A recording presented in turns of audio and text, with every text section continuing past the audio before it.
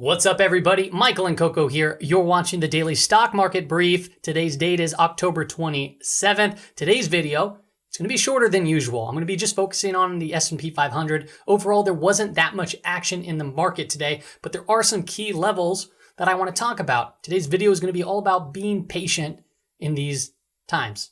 Let's get into it.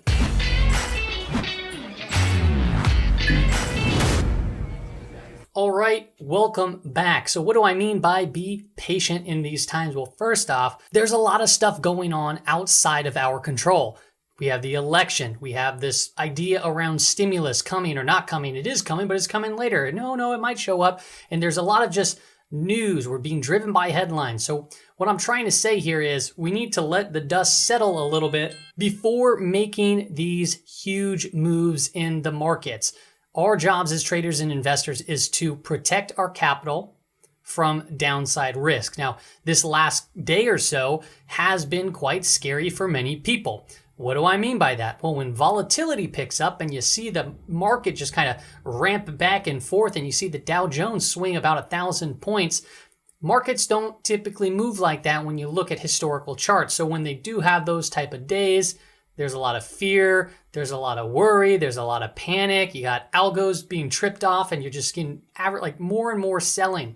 So during this time, first off, let me just preface this by when you have huge run-ups like this, like we did from late September into mid-August, all these gaps, it's very possible and probable to see down days like this. Like that just happens.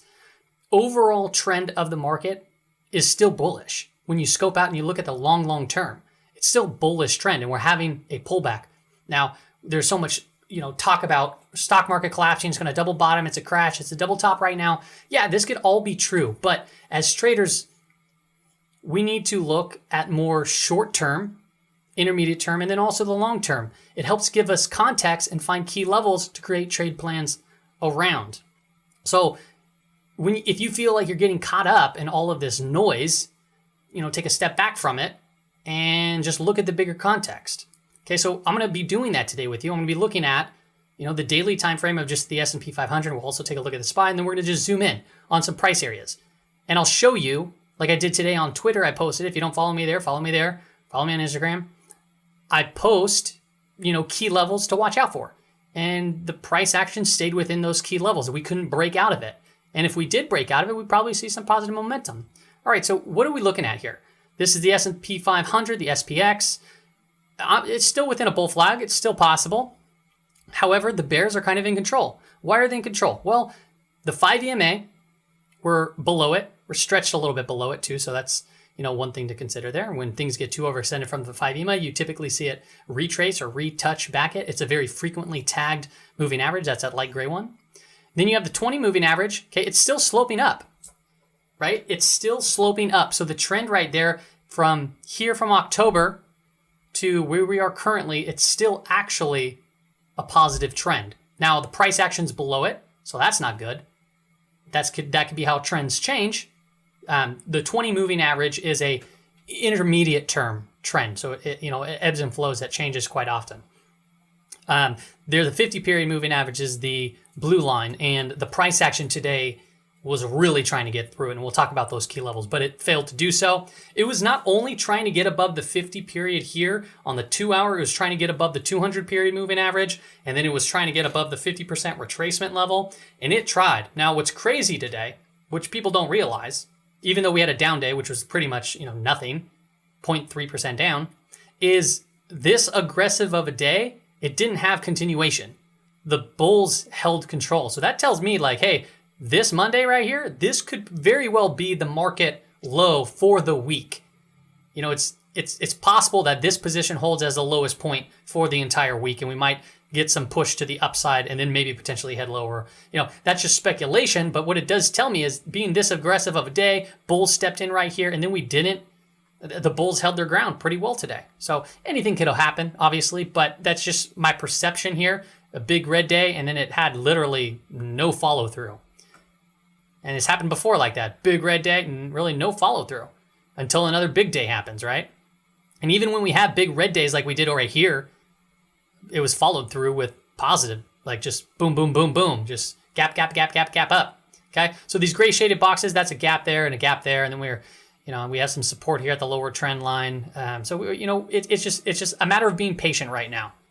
So here is the 2 hour time frame for the VIX and the S&P 500. The VIX is up here, and then the S&P 500 is down here. I overlaid it with the Bollinger Bands. Why did I do that? Well, sometimes when things get overextended on the Bollinger Bands, you see it retrace, and you can really line this up really quite well. I didn't invert this, so you got to kind of just hear me out here. But when things get overextended, like it did right here, you just look straight down and look where it got overextended to, and then it bounced up.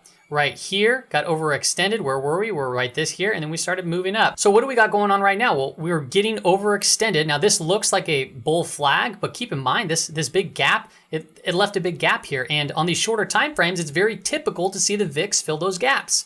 And it has in the past. What we can see right here, we had a gap here, and it came up and then got filled. We had a gap right here, boom, came and got filled. We had a gap right here, boom, came and got filled. We had a gap here, boom, got filled. So the gaps have been getting filled on this 2 hour time frame. So what I'm saying here is, one, the RSI is in overbought territory, or it's just overextended, I should say.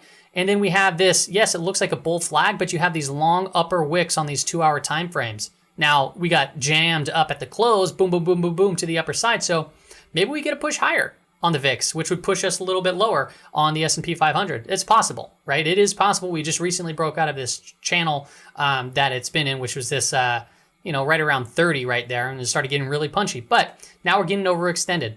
Bollinger Bands are expanding. There's expansion taking place here. So what am I thinking? Well, if we're overextended here, we're overextended here, it's very possible to see this pullback just by based off of history.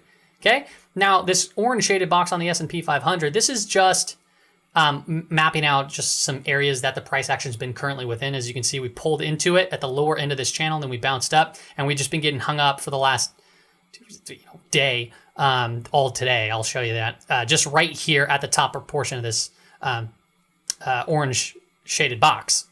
And you can look back in history, it got stuck up there before and then finally broke out, and we moved higher. So potentially we might be doing what we did back here, and then we might see that break higher. And if that's the case, then we're going to start shooting through this channel, which could be somewhat of a breakout. Now, I could have formed this differently, and this could be technically a falling wedge, but I just have it as a channel right now. So I wanted us just to pay attention to these overextended little areas right there. Here's the 30-minute time frame, same exact chart. You have the VIX right here.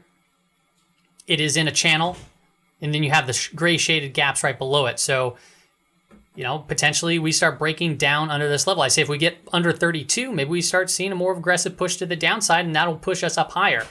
As far as the S&P 500, we're looking at this orange shaded box right here that is both support and resistance, and then breakouts of these areas. I wanted to just point out these levels of support and resistance, and we're going to zoom in right now so you can see a little bit better of a chart. Now, this is the S&P 500, the SPY. This is the spider. And you can see 340, just above 340 is resistance. Okay, that's a key level that we got to pay attention to tomorrow. If we start breaking above it, the next level of resistance is going to be 341.50. That's the 50 period moving average. And if you look back here, you can see that there was some previous data points here as well. So if we start getting above that, I would expect the price to continue through that move. Now, if we start breaking below this lower channel, for example, right here at 337.25, I'll call it.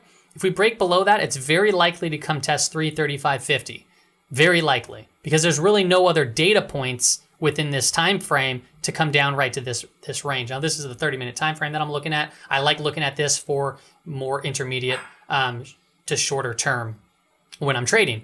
So if we start cracking below this level here, then that's when we could really have to start pumping the brakes, because 335.50 is a pretty strong area of support. There's a little bit more below it, but that could really just signal the change to head lower. So we'll see how that goes. I want to talk about an indicator here. Only going to talk about one today. This is the NYMO.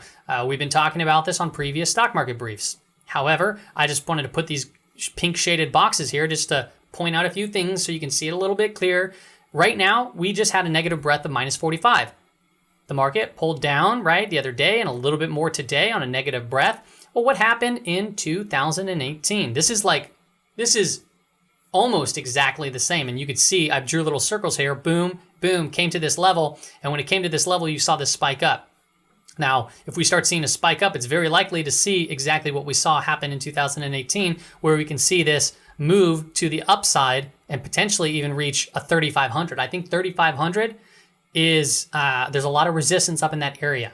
So 3,500 could be a very interesting place to start taking profits if we start getting a run up to those levels. And, you know, we'll look at the indicators at that specific point in time. Now, the S&P 500 is pulling down right here to this 3390. And if you look back in the history of the chart, I mean, look where we are, where this was the February all-time high. So this could very well act as a level of support. So we have the bull flag coming into a level of support. We have a very similar pattern that took place right here where we, first off, made an all-time high on a negative breath. We shot back up.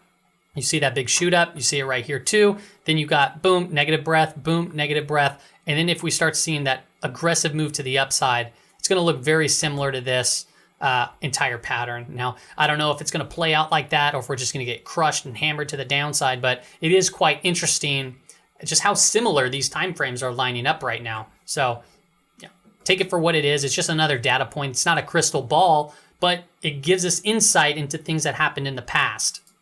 I want to talk about commodities really quick. Just one commodity, actually, just gold. You know, this has actually not been doing anything. It's been going sideways during all this market turbulence. So to me, this is actually not a bad thing. It's not a great thing, but it's not a bad thing.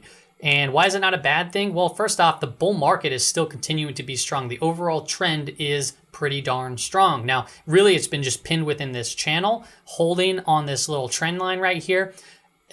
We need to see it get above 1940 and 1950. The 50-day period moving average continues to keep sloping down.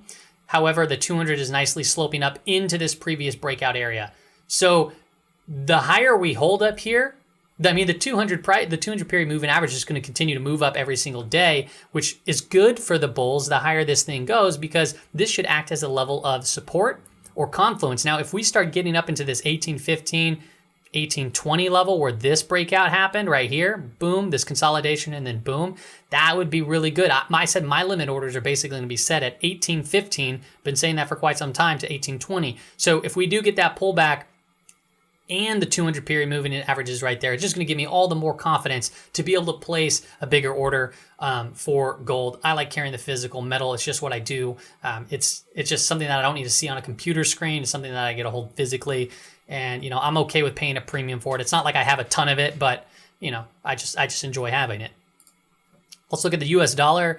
US dollar not doing anything also. You can call this potentially maybe a bear flag or even an ascending triangle. Maybe potentially it pulls down and then it kind of has higher lows building up into this little horizontal kind of area. 93 is kind of where it's getting rejected as. So maybe if we start seeing a break above that, then that could confirm. I don't know if this is still a cup and handle pattern. You know, I guess you can hold on to that narrative still technically. I can see how that can be. Really, and I can see how it couldn't be I keep on saying inverse head and shoulders, a regular head and shoulders. I don't know why I keep doing that. I do that every video.